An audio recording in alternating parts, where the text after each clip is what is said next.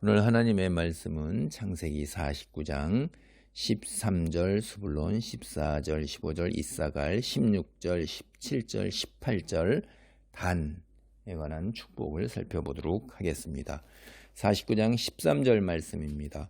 스불론은 해변에 거주하리니 그곳은 뱀에는 해변이라 그의 경계가 시돈까지 리로다.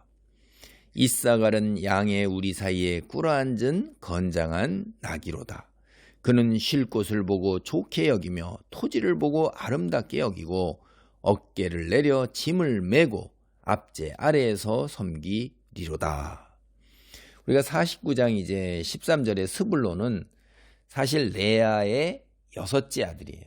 야곱에게 보면 10번째 아들인 것입니다. 그런데 그 스불론이 먼저 나왔고 그 뒤에 나오는 바로 뒤에 나오는 이사갈은 사실 그 레아의 5째 아들이에요. 그러니까 이사갈이 먼저 나오는 것이 마땅한 거죠. 그런데 장자와 차자, 이것이 하나님께서 주시는 축복이란 말이에요. 실제 장자라고 그래갖고 장자의 축복을 받지 아니하고 차자인 경우에도 장자보다 더 큰 축복을 받는 게 하나님께서 그리 하시는 거예요. 여기도 이사갈이 5째예요. 레아. 그런데 6째 아들인 스불론이 먼저 나온단 말이에요. 그래갖고 스불론은 이사갈보다 훨씬 더 긍정적인 축복입니다. 해변에 거주하고 그는 뱀에는 해변에 하면서 그 경계가 시돈까지다라고 그냥 그렇게 언급해서 어디에 할 거다 이렇게 나오는데 이사갈을 한번 보세요. 양의 우리 사이에 꿇어앉은 건장한 낙이다. 양의 우리 사이에 끓어앉는 건 남에게 얹혀 사는 거예요, 이거. 그렇죠? 자기 집이 있어야 되잖아요. 낙이면 자기의 집 안에 있어갖고 자기 외양간이 있어야 되는데 남의 양들 우리 사이에 그 사이에서 꿇어앉아 있다면 남에 얹혀 사는 거예요, 이게. 참. 그게 매우 희미한 거죠, 그러면. 자기 땅이 없는 겁니다, 이게. 자기가 살 장막이 있어야 되고 그래야 되는데 아이고 이게 참 좀 그래요. 그 다음에 보세요. 야 여기가 쉴 곳이구나. 그리고 여기가 토지가 참 좋구나. 그래갖고선 어깨에서 짐을 메고 있는 거예요. 어깨에 짐을 메고 앞제 아래에서 섬기다 이 말이에요. 이게 뭡니까 이거? 별로 좋은 말이 아니죠 이게. 어깨에 짐을 메고 남의 이게 지배받는다는 얘기 아닙니까? 이게 제 장막도 없으면서 실제로 이제 우리가 이 이사갈 지파는 가나안에 정착하고 난 다음에 좀 세월이 얼마 지나지 않아서 가나안 사람들의 지배를 받게 돼요. 그걸 완전히 몰아내지 못합니다. 하나님께서 명령하신 것처럼 가나안 사람들을 진멸시켜야 되는데 그렇게 하지 못함으로 인해서 결국 가나안 사람들이 다시 힘을 회복하고 왕성해져서 그들을 섬기고 그들에게 흡수돼 버리고 말아요. 희미하게 사라지게 되는 것입니다. 예, 우리가 여기서 뭘 깨달아요? 하나님께서 악은 어떠한 모양이라도 조그만 점도 허락하지 말아라. 이랬을 때 그 말씀을 따라야 되는 거예요. 하나님께서 진멸하라 명령했으면 진멸을 했어야 되는데 그걸 놔두고 그 사이에서 아이고 여기 좋은 곳이네. 그렇게 하고 거기에 그냥 남의 터에 그냥 사이에 꿇어 앉아가지고선 그 터를 차지하고 엉덩이 비비고 들어갔더니 결국은 어떻게 된 거예요? 진멸하라는 말씀 안 들으니까 먹혀가지고선 없어지는 거 아닙니까? 그리스도인 잘 생각해 보셔야 돼요. 세상의 악은 어떠한 모양이라도 취해서는 안 됩니다. 그 속에 털을 잡아서는 안 돼요. 예수님께서 그렇게 말씀하셨어요. 우리는 악하고는 담을 쌓고 눈도 마주치지 말아야 돼요. 그쪽으로 돌릴 필요가 없는 거예요. 우리의 땅은 절대로 빛의 자녀지 이게 어둠이 조금이라도 거하는 곳이어서는 안 된다 이거예요. 우리는 회색지대가 있는 곳 그런 것은 아니라는 거예요. 이제 단지파에 관해서 우리가 살펴봅니다. 49장 16절 다는 이스라엘의 한 지파같이 그의 백성을 심판하리로다. 다는 길섭의 뱀이요 샛길의 독사로다. 말굽을 물어서 그 탄자를 뒤로 떨어지게 하리로다. 여호와여 나는 주의 구원을 기다리나이다. 다는 빌하의 첫째 아들이에요. 야곱에 치면 5째 아들입니다. 이 야곱이 첩을 통해서 얻은 아이들 중에 처음으로 언급되는 그 사람이 단이에요. 단. 근데 12 중에서 7번째 벌써 나오잖아요. 그 첩 중에서 가장 후처 중에서 첫 번째로 나오는 거 보면 형제들 사이에서 그래도 꽤나 위치를 차지하고 있었구나라고 그러는 거예요.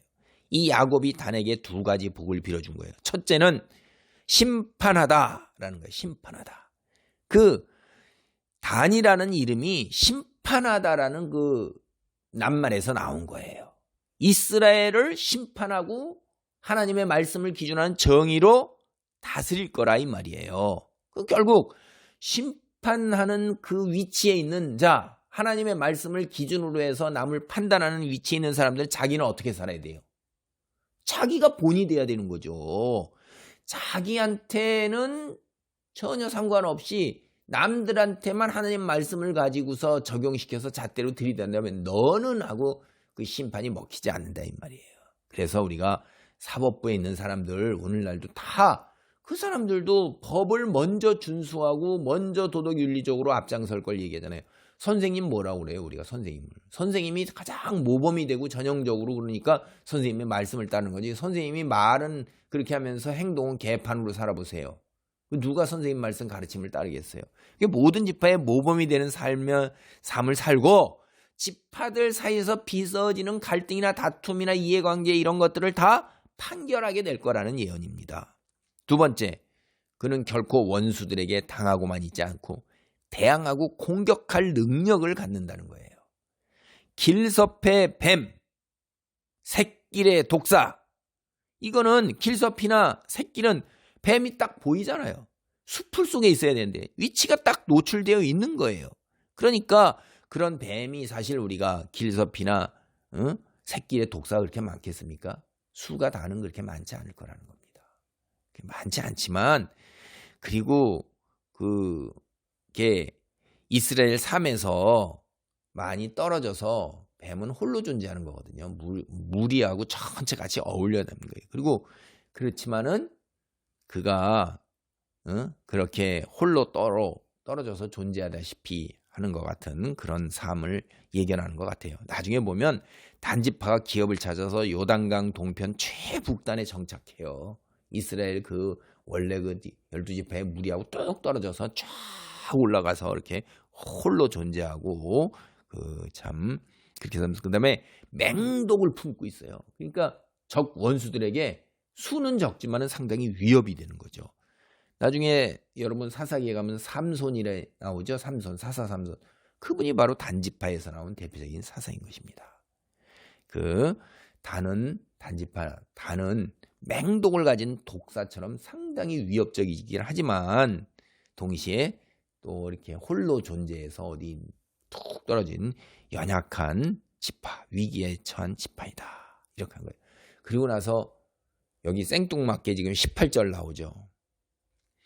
여호와여 나는 주의 구원을 기다리나이다. 이 단을 생각해서 이 기도를 해주는 거예요.